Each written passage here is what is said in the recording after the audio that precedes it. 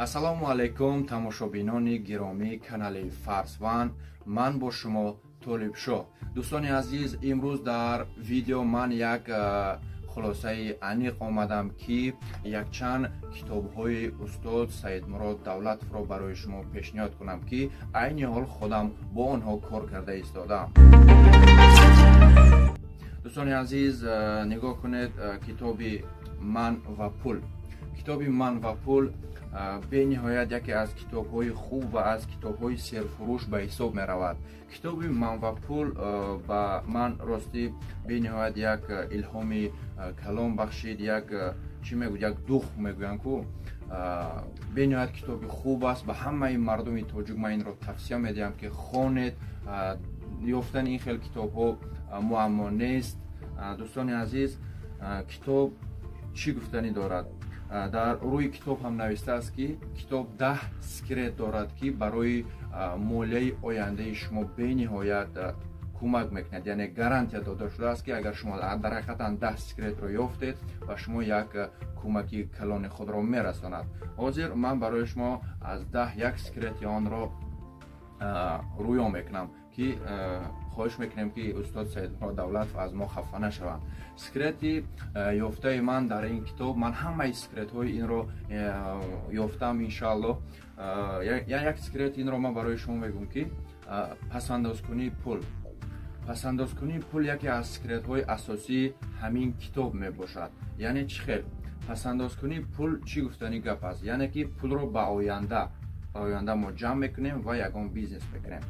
бо дар инҷо ростӣ намедонам дар кадом саҳифаш буд, тарзи интихоб, яъне ки пулро ҷудо кардан, яъне хай нест, ман ҳозир ҳамхе барои шумо мегӯям. яъне ки шумо например 100,000 ойлик маош гирифтед, 100,000 маош гирифтед, яъне чӣ хел онро тақсим кардан лозим аст? ин ҳам яке аз секретҳои ҳамин китоб аст. аввал 10% барои ояндаи худ мегиред. 10% барои оянда, яъне ки онро шумо намерасед ва барои расидан ҳаққу ҳуқуқ ҳам надоред. ва 10% барои фароғат, барои истироҳат мегиред. баъд боқимонда 80%ро боз аз сари нав 100% ҳисоб мекунед. 55% барои ширкат, 45% барои сарфҳои ҳамин дар ҳамин ҷо чӣ сарф мекунед? патент, хӯрокворӣ, дига бало баттар ба ҳамин. 55% барои ширкат, вайро зуд ҷамъ мекунед, ягон хел бизнес гӯем.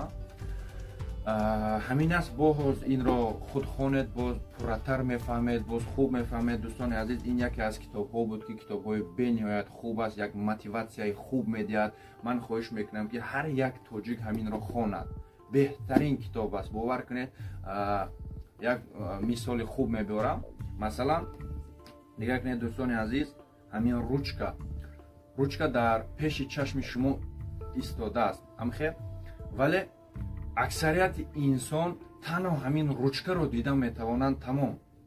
вале дар паси ручка ман телефонро дида истодам, шахсе ки маро ба навор гирифта истодааст онро дида истодам ва дигар деволу дигар ҷиҳозҳои хонаро ман дида истодам. аз кадом сабаб? аз ҳамин сабабе ки китоб ҳамин чизро барои ман омӯхт. аксарияти вақт мо як чизре ки дар назари пеши чашмо мебинем, танҳо чизи истодаро, вале қафои ӯ, паси ӯро дидан наметонем. монеаҳо, яъне ки бурдбориҳоро дидан наметонем, вале каме камбудӣ мешавад барои мо баақиб мегардем. намешудааст, ин хел он хел, налоб қимат аст, дига бало баттар. ино ҳам аст. бовар кунед, пеш дар сари фикри ман чизе ки ҳоз дар фикри шумо ҳаст буд. яъне дар интихоб кардаи худи устод Саидмурод Давлатов гуфтанд ки якум китоби тарзи фикронаи одами сарватманд ва камбизоат, яъне камбағал. якум бояд шумо китобхонро дар ҳамин китоб шуруъ кунед, сар кунед.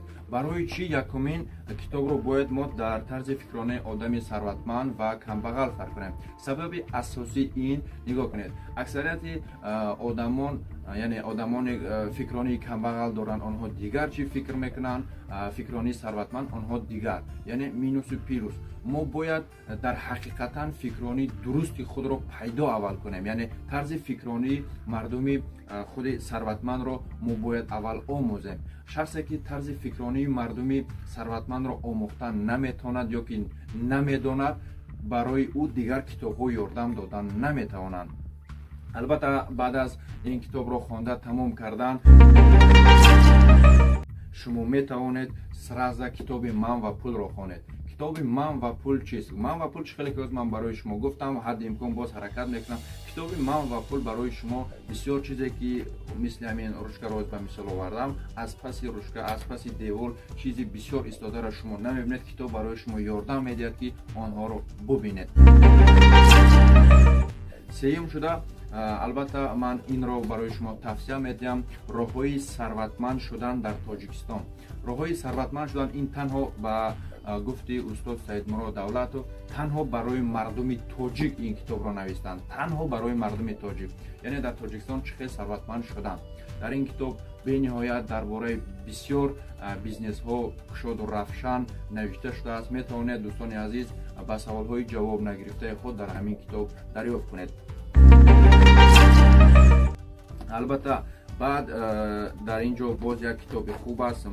дар ин ҷо қонунҳои маънавии сарват, яъне шумо бояд қонунҳои маънавии сарватро аз худ кунед. қонунҳои маънавии сарват, яъне ки чӣ хел пулро истифода бурдан, бо пул чӣ хел кор кардан ва ба ҳамин сабаби зиёди худ дар ин ҷо навишта шудааст ки ҳатман шумо бояд ин китобро хонед. дӯстони азиз, дар ин ҷо боз ҳаст китоби зан дар бораи мард чиро намедонад ва мард дар бораи зан чиро бояд донад. ин китоб якум барои шахсоне ки нав оила бунёд мекунанд ва барои фурӯшандаву менеҷмент, управлению дигар бало баттар ин кор медиҳад, яъне ки бо клиентҳои зан чӣ хел муомила кардан дар кор, бо клиентҳои хурду калон, бо пиронсолон, бо мардон чӣ гуна муомиларо дар бизнес ҳам ҳамин китоб нишон додааст ва бо плюси асосии ин китоб дар бораи муомилаи зану шаҳвар мебошад ки асосан ба ҷавонон бахшида шудааст, лекин дар бизнес инам як бисёр як хизмати худро барои шумо нишон медиҳад. албатта дар ин ҷо нависта шудааст ки кӯдаки ноболиғи ман, кӯдаки ноболиғи ман. дар ин китоб дӯстони азиз шумо якум дар ҷои аввал бо кӯдаки худ чӣ гуна тарбияро доданро меомӯзед, чӣ гуна бояд тарбия дода шавад, кӯдаки шумо аз хурдиаш чӣ хел бояд калон шавад ва якчанд ҳолатҳои бизнесии дигарро дар ҳамин китоб навишта шудааст ки инро албатта шумо хонед, баъд ҳамон вақт мефаҳмед. охирон китоби мо дӯстони азиз китоби Ман ва пул ду. Ман ва пул ду ин чӣ маъно дорад гуфти шояд шумо гӯед.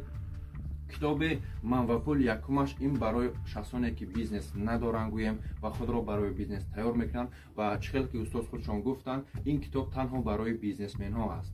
дар ин китоб навишта шудааст ки танҳо барои бизнесмон чӣ хел бизнесро управлят кардан, чӣ хел бизнесро қапида дар як урвин истодан ва якчанд сабабҳои ҳамин хел монанд барои бизнесменҳо, яъне ки касе бизнес дорад ё ки намехоҳад ки дар бизнес чӣ гуд мағлубият шавад, инро бояд ҳатман хонад. касе инро хонд, баъд мефаҳмад ки чӣ гапу кор аст.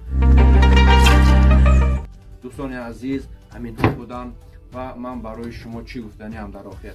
ба ҳамаи шумо китобхонӣ дарсҳои электрони устод Саидмурод Давлатовро тамошо кунед ва шумо худ баъд мефаҳмед, ояндаи худро барои худ шумо созед. дӯстони азиз, боқӣ монда дар паноҳи Аллоҳ бошед. ман бо шумо ҳастам, шумо бо мо монед.